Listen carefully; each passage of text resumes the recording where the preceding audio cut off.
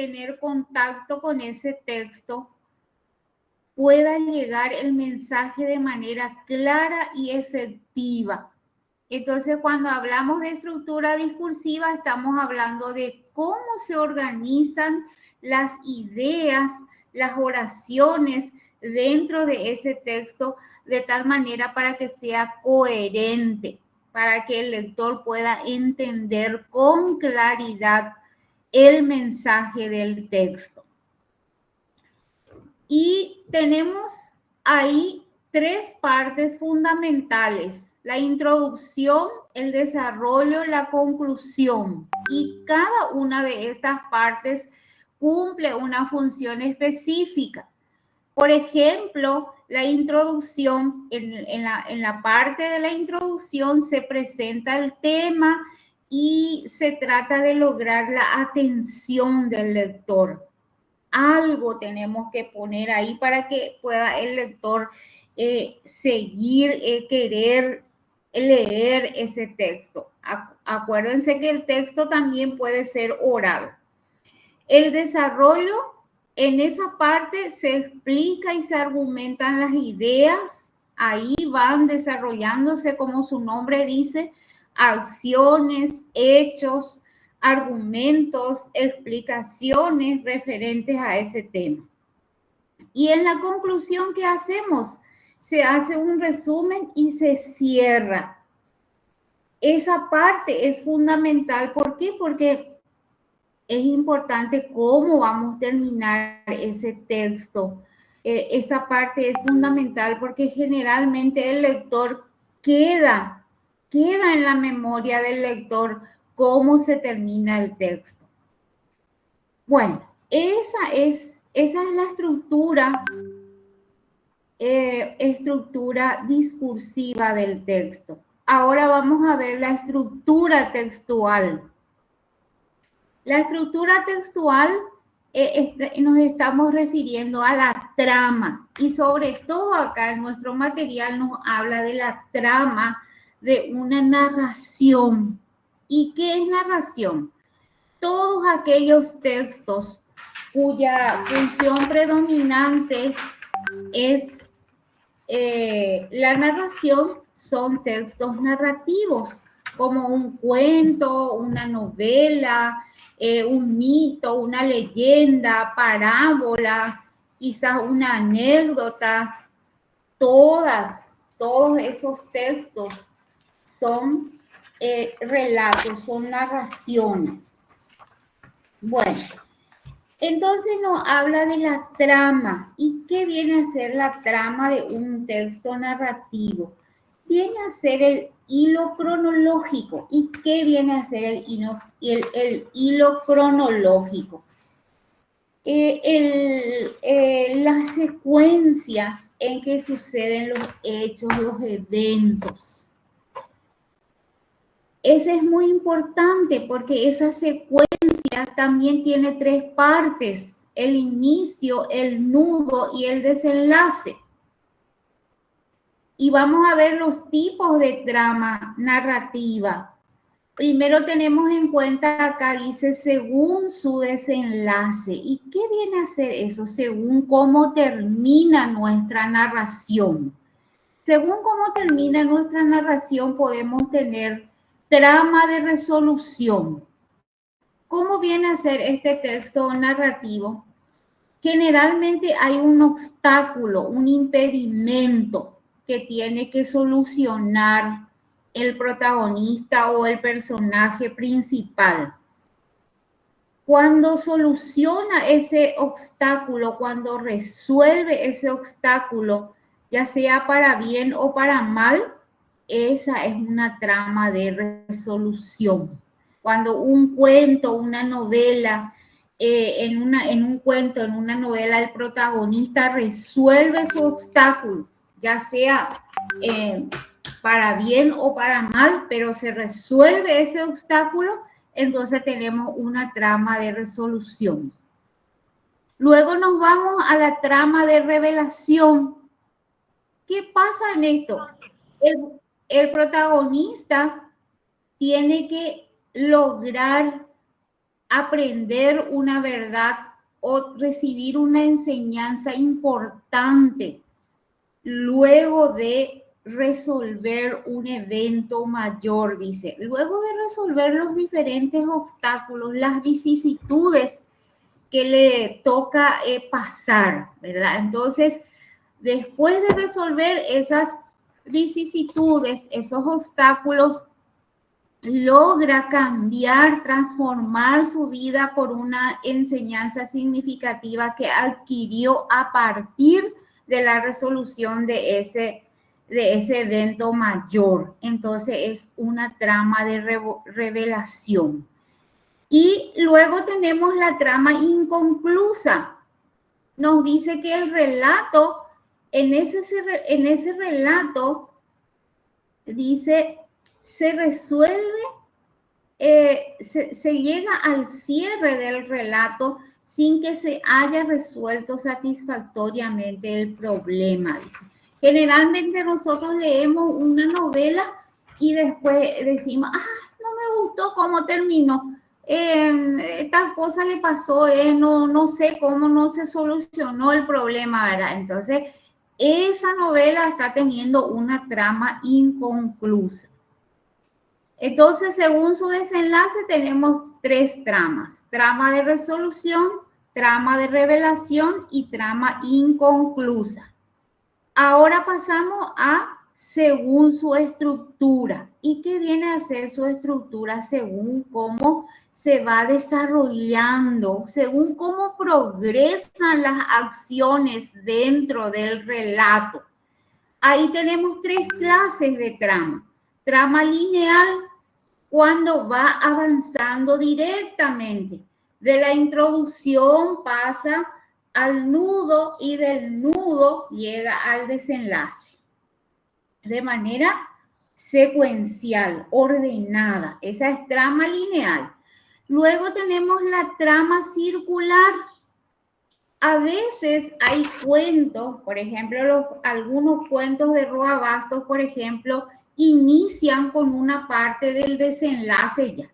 Después van a la introducción, al nudo, y al final llega otra vez a ese punto de inicio que es el desenlace, y ahí con unas acciones pequeñas ya termina el cuento. Esa es trama circular. El cuento termina ahí donde inició. Luego tenemos la trama fragmentaria. En ese caso hay muchos saltos. Hay una introducción, después pasamos al nudo, pasamos parte de la introducción, luego nos vamos al desenlace. O sea que no es un relato secuencial. Puede haber saltos ahí de tiempo, de acciones. Entonces es una trama fragmentaria. Y eso es lo que estas son las tramas según su estructura: trama lineal, circular y fragmentaria. Luego tenemos que hablar de los subtramas. ¿Qué vienen a ser los subtramas? Los subtramas vienen a ser los pequeños contenidos, o sea, viene a ser un relato menor dentro de un relato mayor o principal. Entonces hay una narración global y dentro de esa narración hay otra pequeña narración. Entonces ahí esas narraciones, esos relatos más pequeños vienen a ser las subtramas. Bueno, esto es con respecto a la organización discursiva, sobre todo de un texto narrativo, porque ustedes ven acá que habla de narración, de relato, y ¿qué es lo que estamos viendo? Las tramas de un texto narrativo. Bueno, pasamos al otro tema. Nos habla de elementos paralingüísticos. ¿Qué son los elementos paralingüísticos? Estos elementos, fíjense que hay una parte acá donde dice importante. no son solamente, no se refiere solamente a la comunicación oral, no solamente se refiere a la dicción, a la buena pronunciación, a los gestos que hace a veces el hablante, el emisor, sino que también nos dice que hay también elementos paralingüísticos como el tipo y el tamaño de letra, la organización del texto, la puntuación, son también elementos paralingüísticos de un texto escrito, de un lenguaje escrito.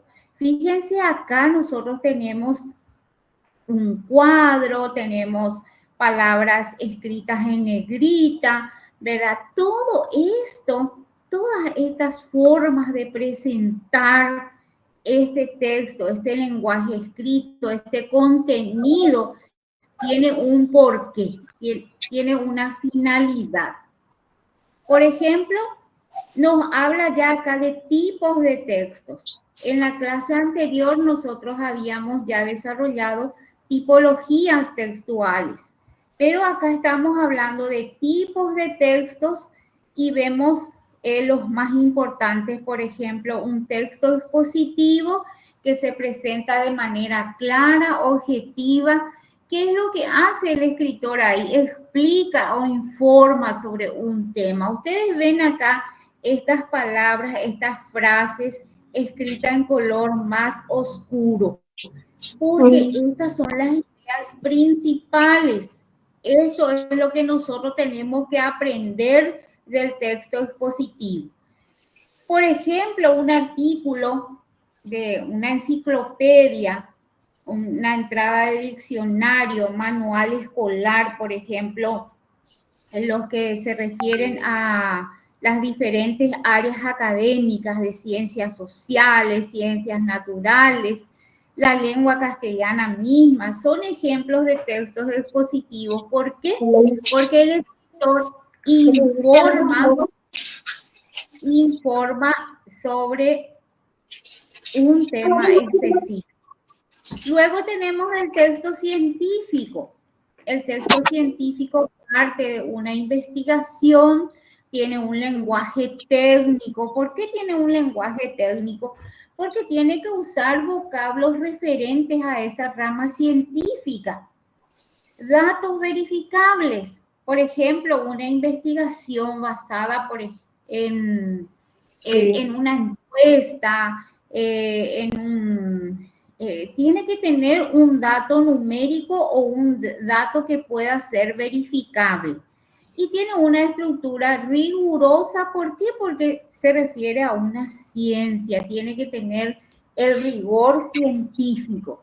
¿Y a quién va dirigido el texto científico? Para personas que se dedican a esa rama científica. Tiene que tener una audiencia especializada, significa que tiene que tener lectores que se dedican a esa rama científica. Por ejemplo, un informe de laboratorio, un artículo académico, una tesis para carrera de grado o para doctorado, posgrado, son ejemplos de texto. Luego tenemos que vamos a apagar nuestro micrófono. Texto descriptivo. El descriptivo, ¿qué es lo que hace? Como dice acá, detalla características de objetos, personas, lugares o fenómenos. Puede tener un enfoque informativo o literario. Un enfoque informativo, por ejemplo, en un texto instructivo. Ahí te va especificando, por ejemplo, las cualidades de un artefacto, por ejemplo. Entonces, ¿qué es lo que hace? Aparte de describirte, te va informando sobre ese artefacto electrónico. Y puede ser también literario. Esas famosas descripciones que hacíamos, por ejemplo, en el colegio. Por ejemplo, describe la característica física y psicológica del personaje, por ejemplo. Si te dice, entonces vos sabés que esa parte es literaria. ¿Por qué? Porque ahí tu intención no es informar al lector, sino hacer un juego de palabras a través de ese, a través del detalle característico que haces, tiene que tener un goce estético. O sea que tenés que usar palabras bellas. Por ejemplo, en una ficha de museo, retrato en una novela, reseña de producto, es lo que les decía recién. Por ejemplo, si te enseña a usar un aparato electrónico, va a ser un texto descriptivo informativo.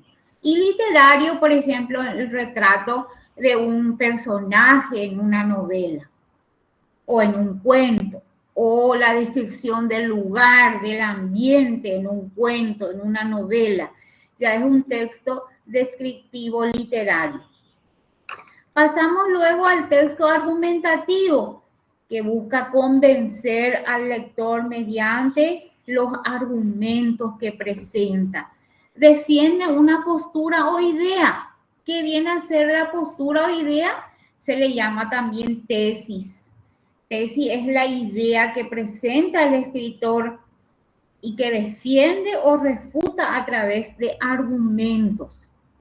Y tiene ciertos recursos argumentativos de los cuales puede valerse el escritor. Por ejemplo, una columna de opinión, un ensayo crítico, un editorial de prensa, son ejemplos de textos argumentativos. Luego tenemos el texto narrativo, relata una secuencia de hechos, dice, que ocurren en un tiempo y que dentro de esa secuencia de hechos se tiene que notar el inicio, el nudo y el desenlace. El inicio es cómo empieza nuestra narración. Luego, el desarrollo de los hechos, de los conflictos, si es que hay, y lógicamente el desenlace, que es la parte final. ¿Cómo se resuelve? ¿Cómo se termina? Esa narración, ese hecho puede ser real o ficticio. Y suele contar con personajes, espacio, tiempo y conflicto. Los ejemplos de textos narrativos son cuento, novela, crónica periodística. En la crónica periodística, no sé si ustedes suelen ver, por ejemplo, en el noticiero, a veces hay crónicas periodísticas cuando relata, por ejemplo, la secuencia de un mega asalto o la secuencia de un asesinato, ¿verdad? Que empieza el periodista a contar desde antes de suceder ese hecho, en el momento que sucede el hecho y luego ya la parte post, vamos a decir, la parte posterior. Esa es una crónica periodística cuando te cuenta desde antes y te va narrando cronológicamente los hechos. Texto literario.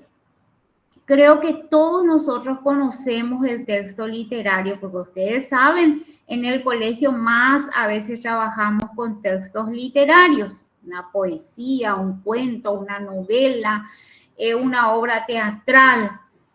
¿Qué es lo que hace el texto literario? Se enfoca más en la estética del lenguaje y en la expresión artística. ¿Qué significa estética del lenguaje? El uso de las palabras bellas, embellecidas. Y la expresión artística, porque no es una expresión normal, no es una expresión convencional, no es una expresión que usamos cotidianamente con nuestros amigos, familiares, o en el ámbito académico. Es arte, es buscar la belleza a través de las palabras. Ejemplos de textos literarios son poemas, obras de teatro, relatos fantásticos. Luego nos vamos con el texto publicitario. Dice persuadir al lector. ¿Qué es lo que quiere? Que el lector compre un producto, que adquiera un servicio o una idea. Su lenguaje es atractivo y tiene que impactar en la emoción del lector, porque si no impacta en la emoción del lector, entonces no está persuadiendo. Dice, apelan a los deseos y aspiraciones del público mediante eslóganes e imágenes impactantes. Claro, tiene que mostrar lo bello, tiene que buscar el deseo de esa persona. Por ejemplo, encontramos en un anuncio de revista, banner web, eslogan publicitario. Estos son ejemplos de textos publicitarios. Luego tenemos un texto instructivo, uno que nos enseña, nos guía acerca de utilizar o de hacer algo mediante pasos claros y ordenados que nos va describiendo. Su lenguaje es a veces imperativo y utiliza, por ejemplo, diagramas, cuadros, algo que nos pueda impactar también y nos llame la atención. Por ejemplo, una receta de cocina, tutorial de montaje, guía de usuario. Luego tenemos el texto histórico. ¿Qué es lo que hacen estos textos? Documentan y analizan hechos que ocurrieron en el pasado, pero desde una visión objetiva o narrativa. Por ejemplo, una biografía, una carta histórica, libro de historia. Todo lo que se refiere a historia, que nos está contando hechos históricos de antes, viene a ser un texto histórico. Luego tenemos el texto jurídico, que se refiere a textos que desarrolla normas legales, derechos, utiliza un lenguaje formal y específico del ámbito del derecho. Y lo que busca es regular la conducta o resolver conflictos si es que los hubiere.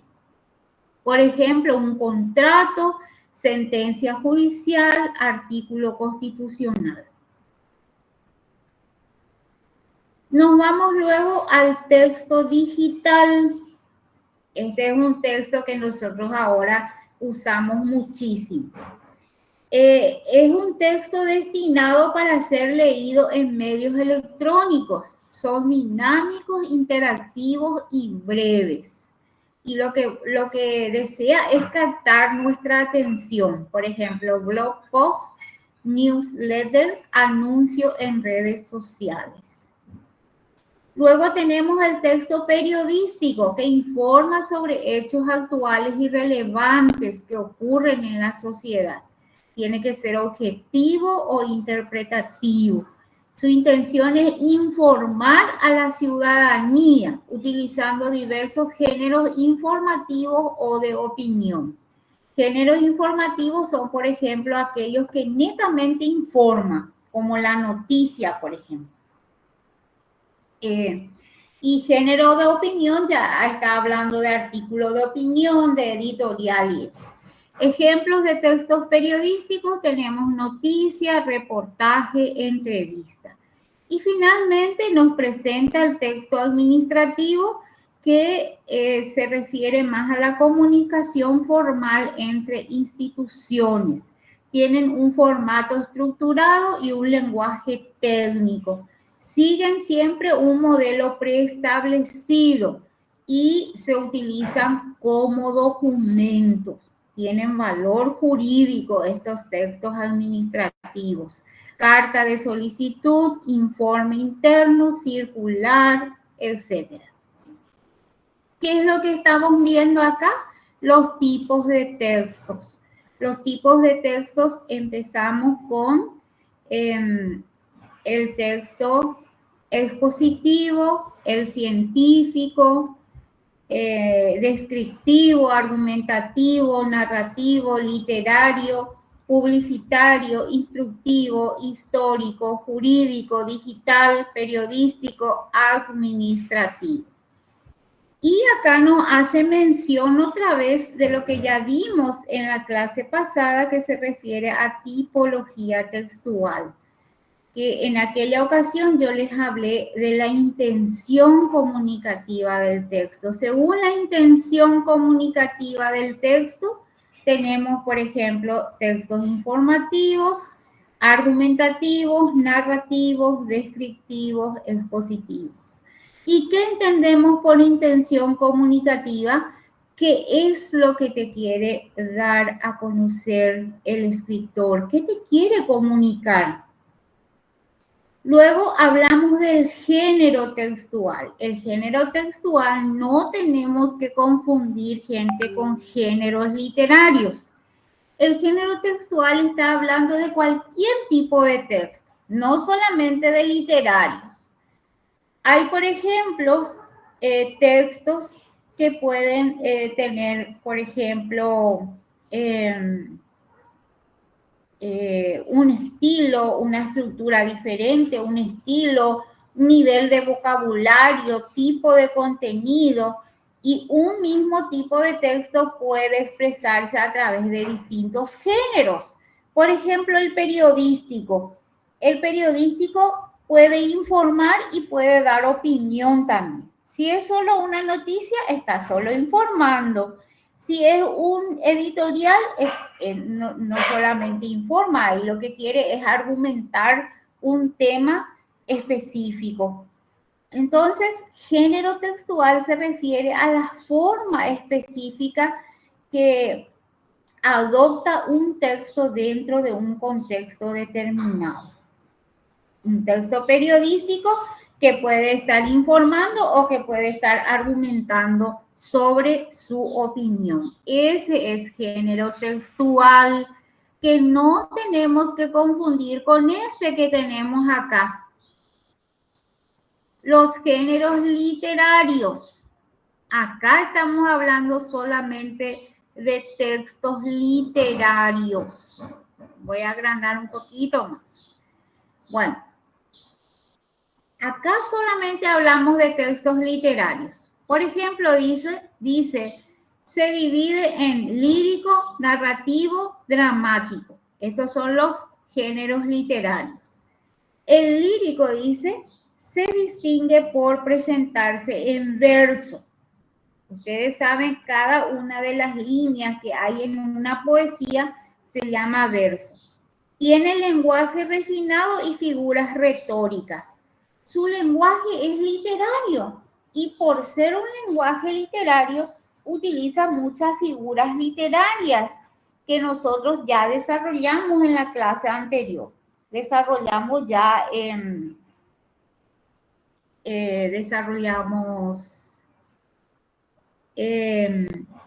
todas las figuras literarias más usuales. Después dice manifestar los sentimientos del autor.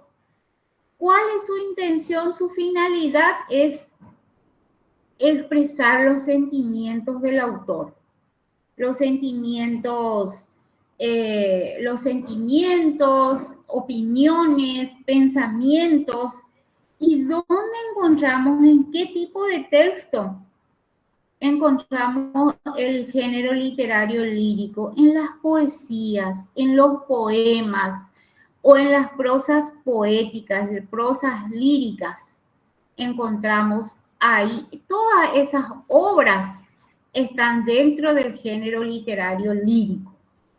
Luego tenemos el género narrativo. El género narrativo tenemos un narrador que cuenta la historia. Por ejemplo, en un cuento. En el cuento, un narrador va contando la historia. Y dentro de esa historia, dentro de esa narración, puede también aparecer diálogos. ¿Por qué? Porque en esa narración están algunos personajes que son los que van dialogando durante las acciones. La acción se ubica en un espacio y un tiempo. Claro, el hecho que están realizando los personajes viene a ser la acción. Y esa acción se realiza en un espacio, en un lugar X. Por ejemplo, si yo hablo de un cuento que se desarrolla en el campo, por ejemplo, y también tiene un tiempo, a veces es un tiempo real, un tiempo normal o un tiempo ya del pasado, un tiempo literario, vamos a decir, pero siempre en un tiempo, en una mañana, en un día, una tarde, una noche. Y lógicamente pueden estar, o sea, la mayoría de las veces, si es un texto literario, los hechos son ficticios. Va creando el escritor.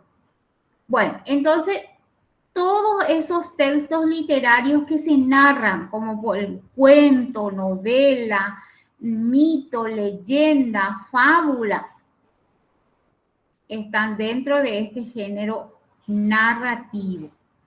Luego tenemos el dramático. En este caso tenemos las obras teatrales, las dramatizaciones. Estos son los tipos de textos que están dentro de este género dramático. Los personajes a través de sus conversaciones dan a conocer la historia, porque acuérdense que el género dramático, las obras teatrales, se van desarrollando a través de diálogos. Y a través de esos diálogos, a través de esas conversaciones, los mismos personajes van contando la historia. Hay acotaciones, que son las acotaciones, indicaciones para el actor. Por ejemplo, cuando dice asombrado, expresa asombrado. Entonces, eso es lo que tiene que hacer el actor en el momento de la representación, porque estas obras están destinadas para ser representadas ante un público. Por eso dice acá, se representa teatralmente y se puede escribir en prosa o en verso. Anteriormente había obras teatrales que se escribían en verso. Hoy en día más se escribe en prosa. ¿Qué significa prosa? Como si fuese un párrafo, una forma de escribir libre. Y verso sí que ustedes saben que tiene que adecuarse a la melodía, al ritmo, tiene que tener palabras bellas, usar figuras literarias. Bueno, entonces estos son los géneros literarios: lírico, narrativo, dramático, y en estos cuadros tenemos las características de cada uno de los géneros literarios.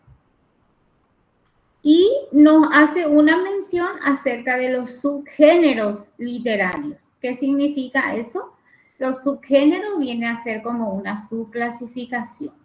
Por ejemplo, el cuento, la novela, fábula, leyenda, mito.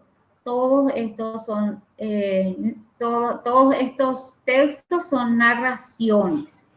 El cuento, la fábula, leyenda, mito son narraciones breves, y la novela es la narración más compleja, más extensa, con tramas detalladas y personajes desarrollados.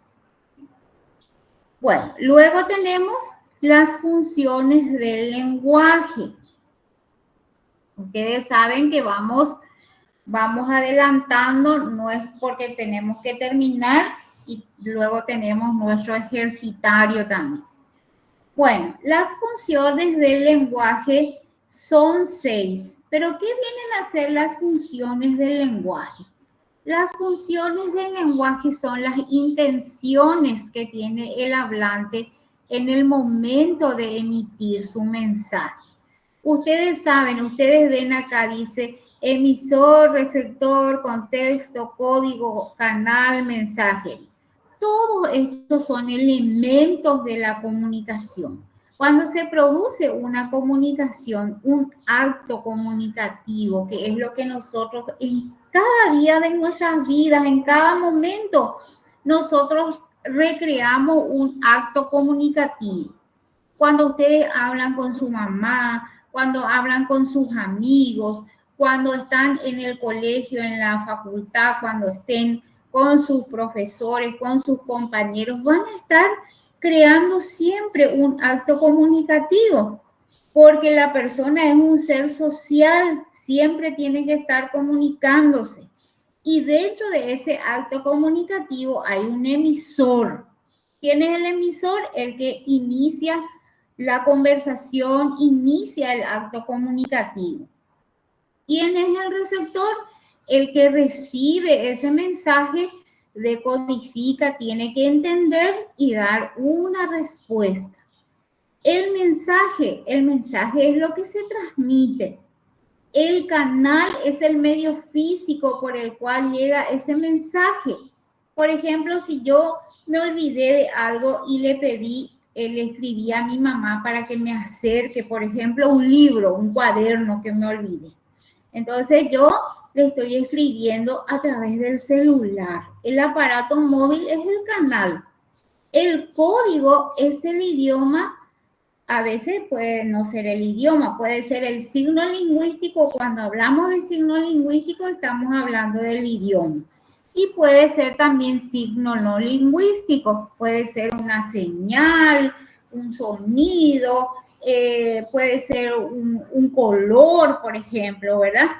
En ese caso es signo no lingüístico.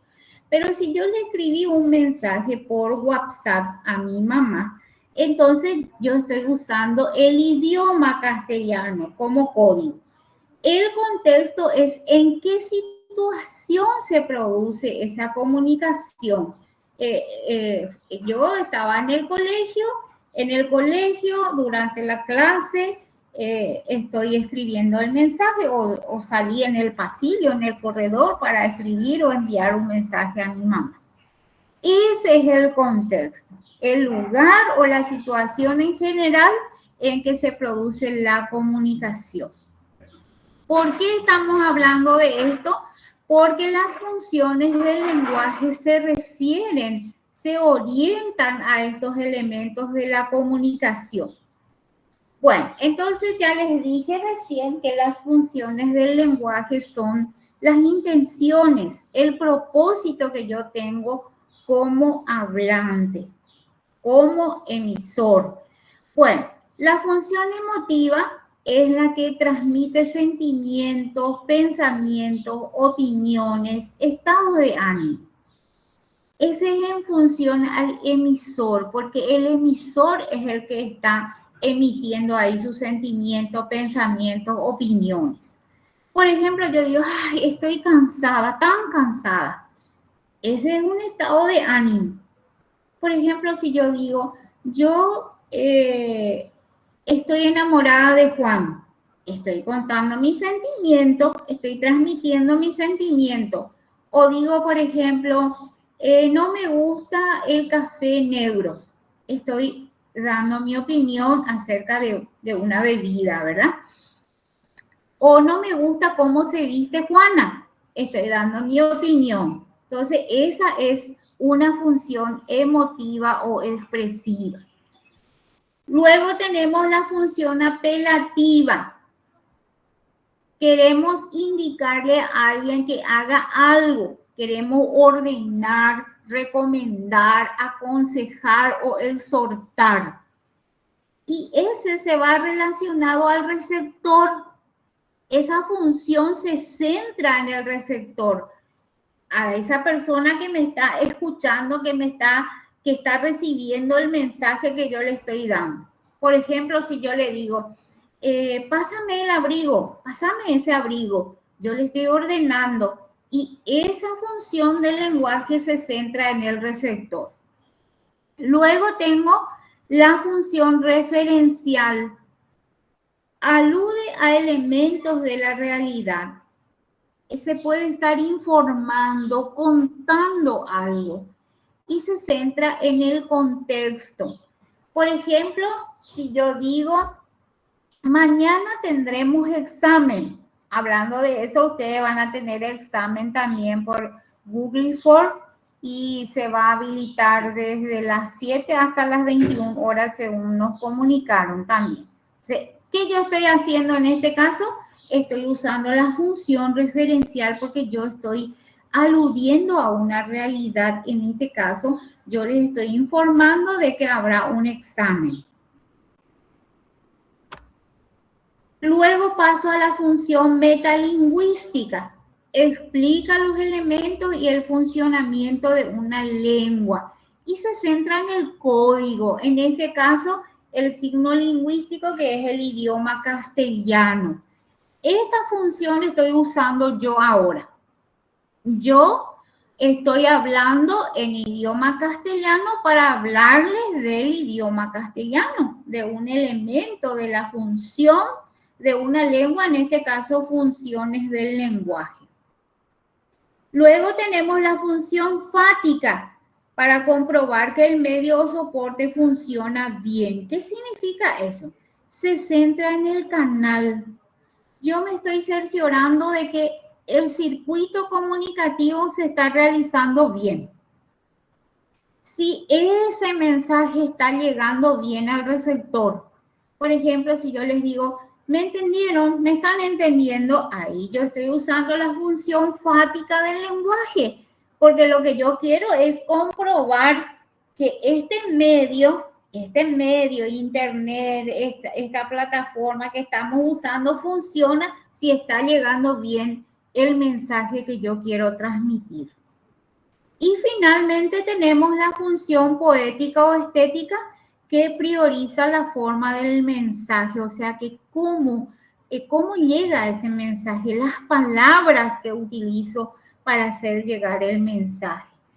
En las poesías, poemas, sí o sí se usa la función poética porque se pretende el goce estético a través del embellecimiento de las palabras y se centra en el mensaje. ¿Por qué se centra en el mensaje?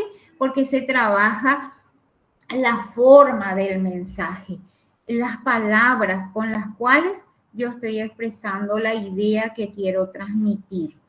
Bueno, entonces estas son las funciones del lenguaje: emotiva, apelativa, referencial, metalingüística, fática, poética.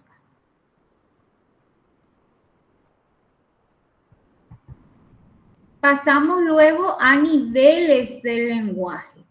Niveles del lenguaje serían cómo yo estoy utilizando la lengua castellana, en qué nivel, por eso dice niveles. ¿En qué niveles estoy usando la lengua castellana? Lenguaje coloquial. El lenguaje coloquial es el lenguaje espontáneo, el lenguaje que usamos cotidianamente en nuestra casa, con los familiares, con los amigos. Es un lenguaje que no tiene planificación, sale de manera espontánea, es un estilo informal. Muchas veces no es un lenguaje incorrecto, pero tampoco se adecua a lo que es culto, ¿verdad? Por ejemplo, dice son uña y mugre, ponte las pilas. Utiliza mucho el lenguaje connotativo en este caso. Luego tenemos el lenguaje culto.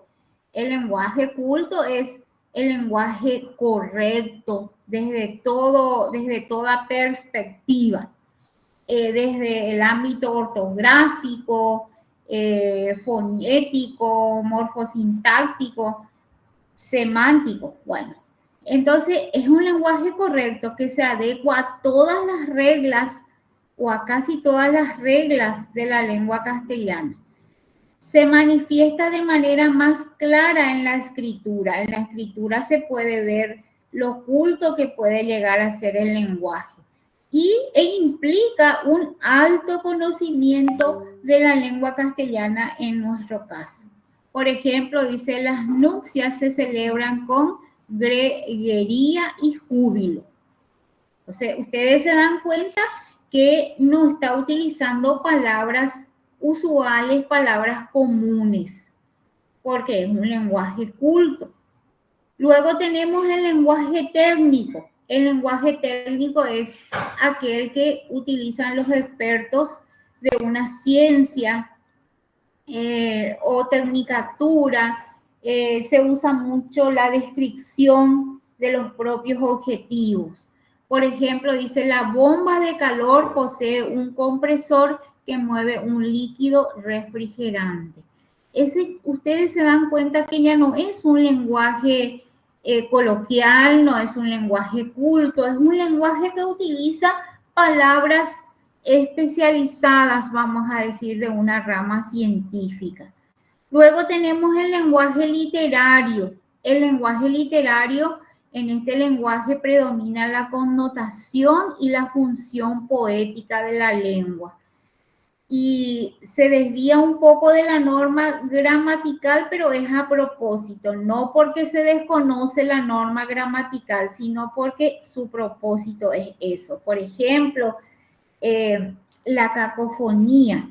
La cacofonía es un vicio del lenguaje gramaticalmente, pero en la literatura es una figura literaria. Entonces se usa mucho las figuras retóricas, se refiere a las figuras literarias. No es que muera de amor, muero de ti, amor. Se dan cuenta que es también un lenguaje diferente a lo que es el coloquial, culto, técnico. Pasamos al lenguaje popular. Caracteriza el habla de un pueblo.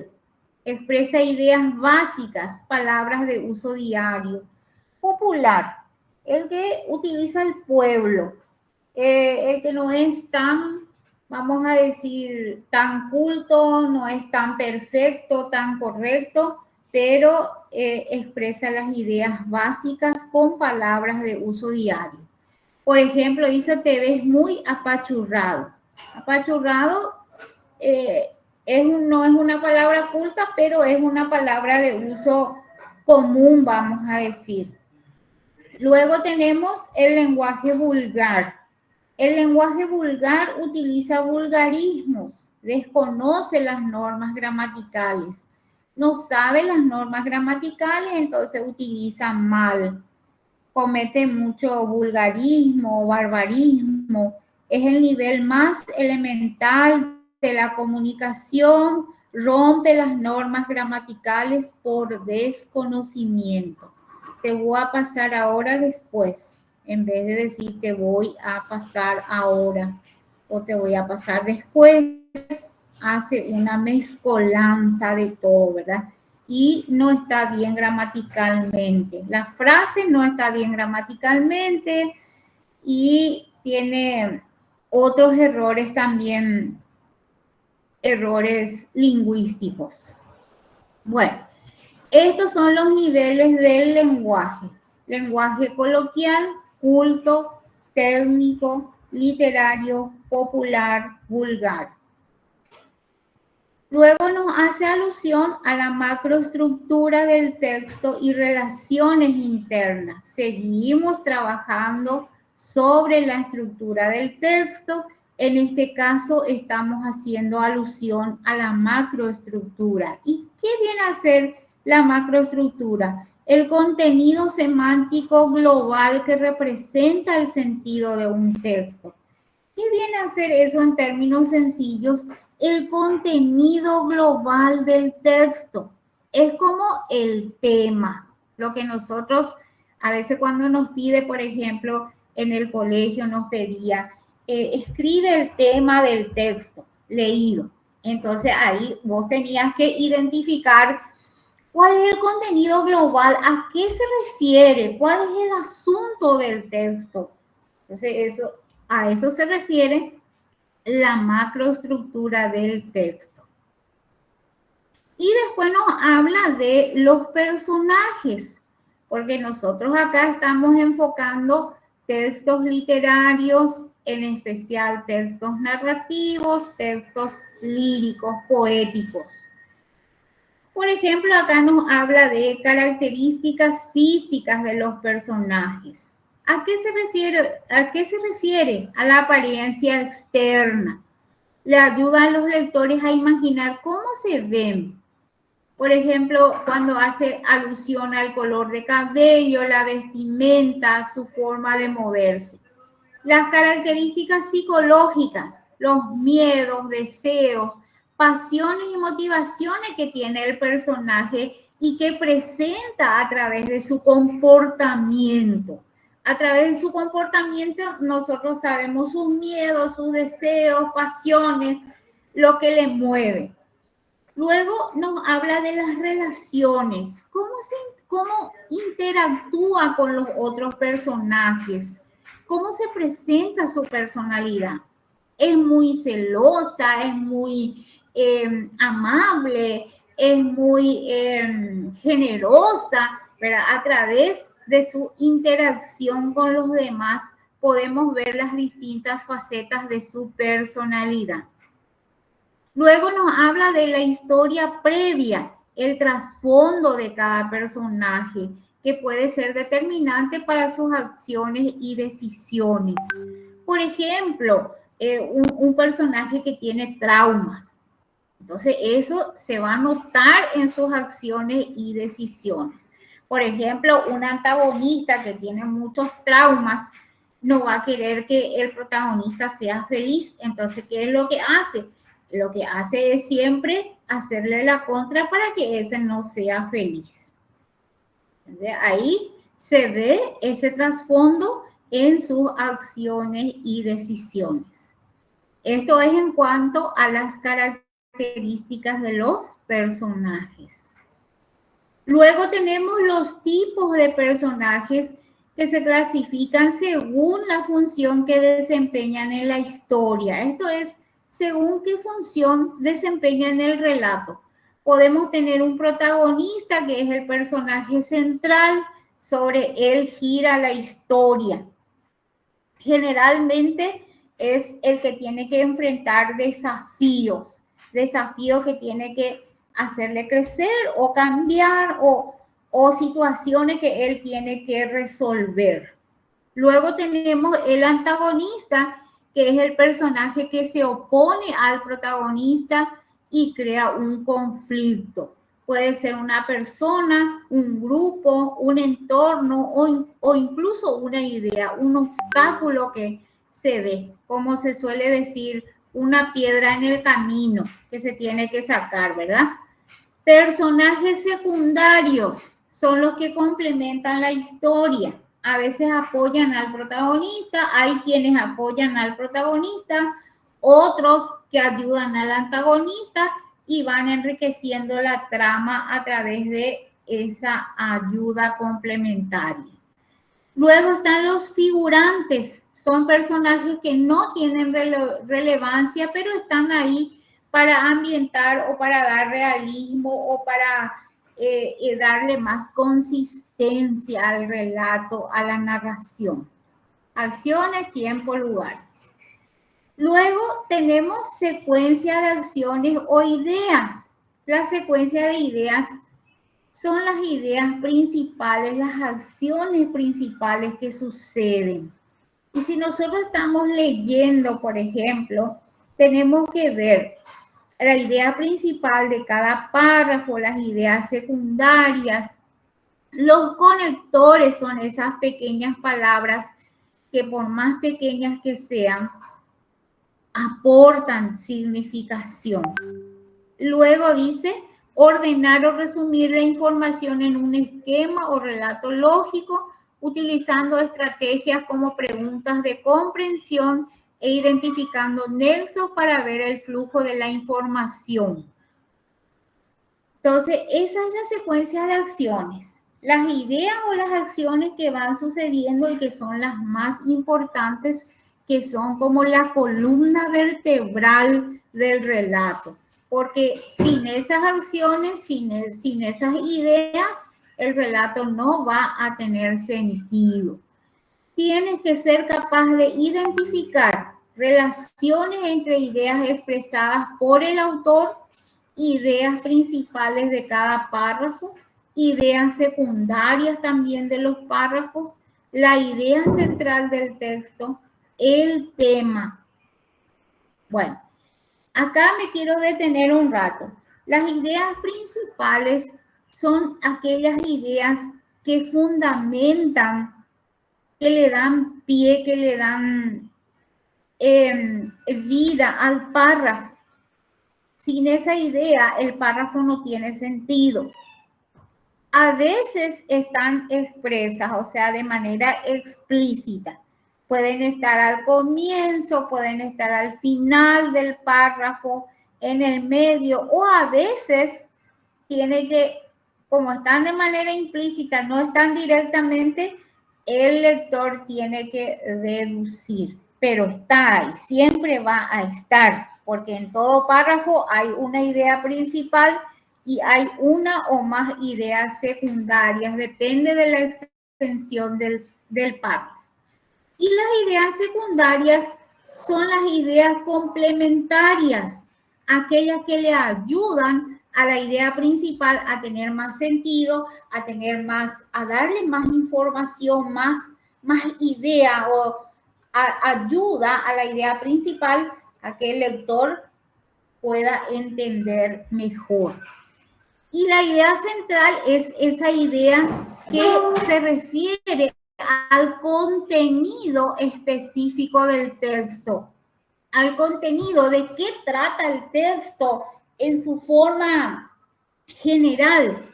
Y luego hablamos del tema. El tema es la idea global, esa idea que a veces se puede usar 2, 3 palabras. Vos ya podés decir, por ejemplo, pues hablar de la contaminación del ambiente. Ese ya es un tema, ¿verdad? Entonces es la idea global la que le da consistencia, la que es el punto central del texto. A partir de ahí se desarrolla la idea central, se desarrollan las ideas principales, secundarias, la idea central del texto. Luego hablamos de progresión temática. ¿Cómo se va desarrollando las ideas? De manera lineal, de manera derivada. Tiene relación con lo que vimos hace rato, por ejemplo, la trama según su estructura. Deducción de ideas. Tengo que ser capaz de deducir. Si no está de manera explícita, con mi entendimiento, con la comprensión que yo logro a partir de la lectura, entonces tengo que deducir. La intención, el mensaje y la situación comunicativa. La intención se refiere al propósito del escritor.